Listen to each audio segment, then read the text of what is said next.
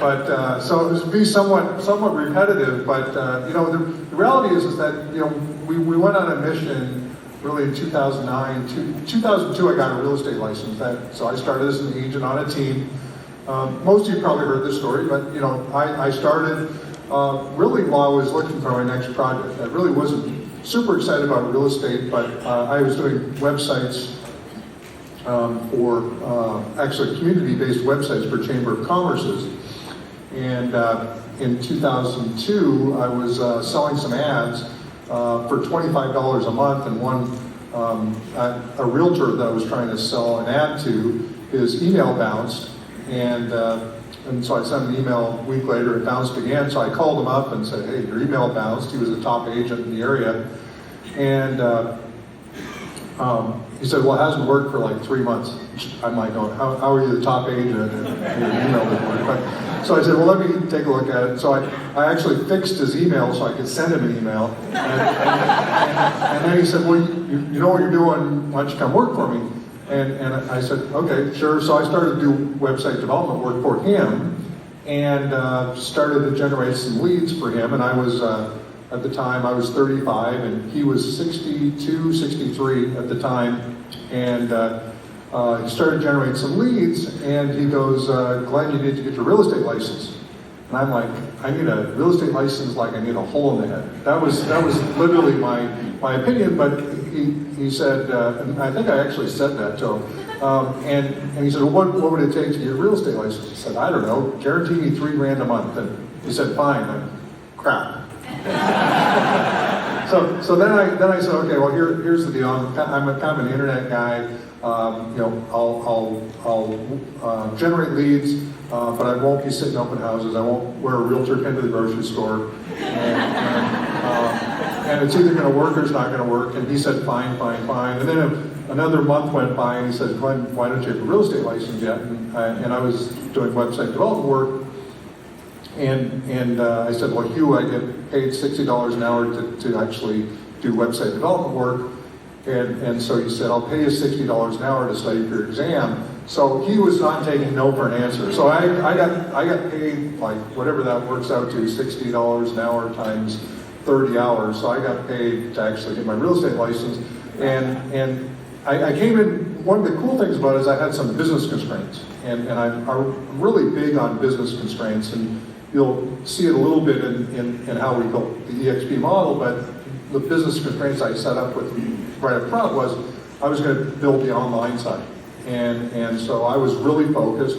And so as a result, even though I was doing the lead gen, I was on his team, I'm paying him a split, but I was getting a $3,000 guarantee, but I ended up being the rookie of the year that year. I was the first full year. The next year I was the top buyer's agent, number 3 in the office on his team. And then in 2004, I was actually building websites for another buddy of mine to generate leads. And we were looking at where we wanted to go with our business because I had a 2-year deal with Hugh. And so we were interviewing with different folks and read the Red Book. And as a result, went over to Keller Williams and built a fast-growing team. 2006, 4th full year of the business, top 50 nationally with Keller. But all along that journey, I was realizing that I really didn't yet have a business. I had a business that owned me because I needed to be so involved in the business. And then the team structure was not as profitable as it looked on paper. It looked like, you got all these people going across stage and they're doing, millions of dollars of GCI. And I was doing, in 2006, I was doing about 1.8 million in GCI, which was great GCI back in the day. Nowadays, it's kind of like just the starting point for a team, it seems like. But back then, that was a big number. And my net really wasn't that big. So eventually we stepped out of Keller partially because the profit share for us didn't really work, but we also built this team-based brokerage. And so we did that. We ran that in multiple cities. And then 2008 hit. And then 2008 took us down. And then we came into 2009. And I remember it was actually February 14th of 2009. It showed up in my Facebook feed as a memory. But we had a meeting, and one of the agents said, at that time we got rid of all of our offices except for just a basic administrative office. And one of our agents said, when do we get our offices back? And this was one of those types of agents that when they ask, they'll never stop asking. And you just know that, you got to shut them down like right then, or else we're just going to have to deal with this for a long time. And so I just said, Edie, we're not getting our offices back. We've got to build a defensible business model that's not dependent on bricks and mortar. And that was the statement. And so that was kind of and so we're still in that kind of team-based mode at that point in time. But that was the formative statement that was like, that sounds actually pretty good. Why don't we do that? So we went ahead and started to brainstorm from February, March, April, May. By June, we actually had the business model figured out. We actually laid out all the models. We had Keller, Remax, Coldwell Banker. There was a company called Connect back then. There was all these companies. We just laid them all side by side. We said, okay, how do we beat them at every level?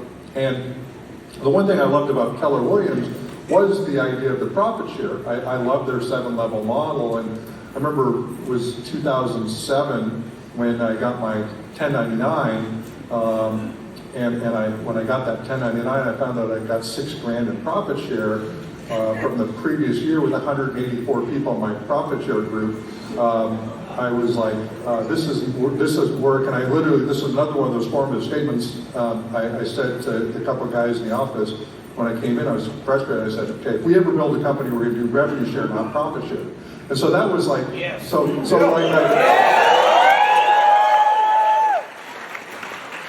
I kept on making these like little formative statements because I think one thing is, when you're in business, a lot of times if you're in a business that's not quite working, you'll make notes of, I would do it differently next time. However, usually you're making too much money to actually go and do those things because it takes a big step back. And so the gift of the downturn in the housing market is the market sucks so bad that we literally had no choice but change the entire model. And I always looked at, I've seen using the Bill Gates thing, but I always looked at all these tech companies and how they actually approach things. And they always approached it by basically giving things away almost for free. You think about Gmail, you think about all these things that we get exposed to online, and a lot of this stuff you basically get for free, and then you upgrade over time to more premium. So it's called premium services. And so we said, how do we build the most agent-centric brokerage on the planet? And I really thought about it from the perspective of what would the brokerage need to look like for me to be there as a lifer. And so I looked at, the revenue share was just a natural. Right? We had to do that. Then the other piece was equity. I went into my Prudential office. I asked for some equity. When I was there with Hugh, I was turned down, even though I was the number 3 agent in the office, and that was going to grow. I went to Keller. I asked for some equity. I was offered a 1% token interest, even though we did 30% of the office volume. And then when we left, literally, there was a small team that was coming up below me at the time, and he was given the office because they needed somebody to just take over the bills. So he had to. If anybody wants to know how Ben Kinney became a broker owner, that's actually how it happened. He was actually in my office, so that was kind of that historical portion, but equity was a big deal for me. And so we just literally said, how do we make the most agent-centric real estate brokerage on the planet?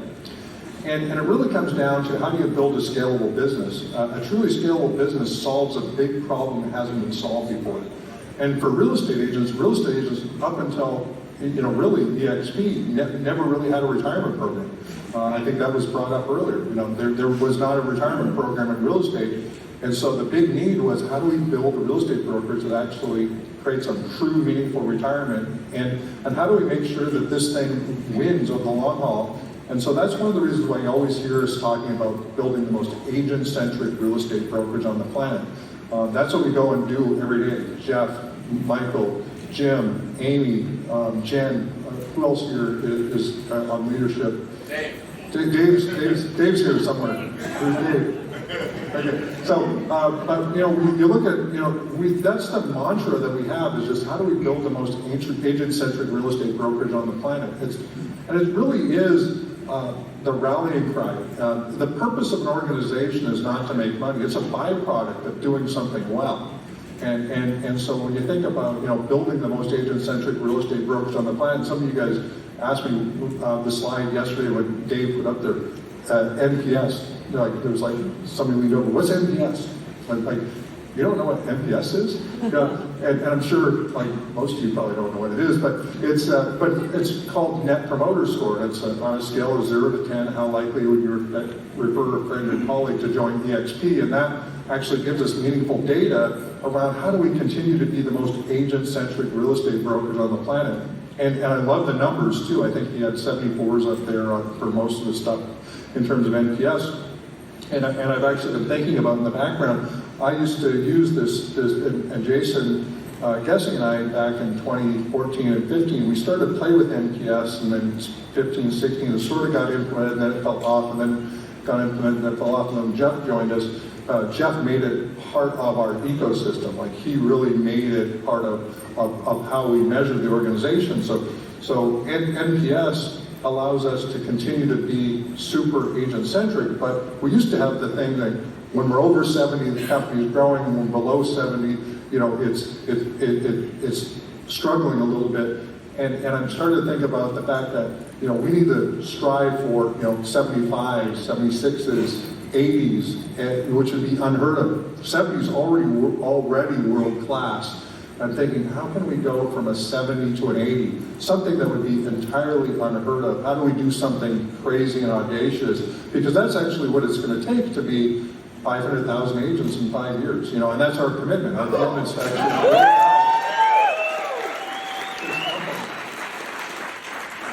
And when we think about things like our revenue share plus program. So, a few years ago we said, okay, we would need to make sure that the revenue share doesn't kill the company, because it literally was, it was getting a little crazy in terms of the percentage. It was getting up to 75% of the company dollars getting paid out, and we're having to hire staff and do all the things that we needed to do, and we're showing losses like crazy. And it was kind of scary trying to figure that out. And finally we figured out, if we do 50% of the company dollar, the company has enough money to run on, and we've got enough money to build out forever in the rev share program. And then we here recently we started to think about, okay, we've got all these other services that we want to be part of the ecosystem, and how can we align the compensation on these other services? So we started to look at, how do we think about mortgage, title,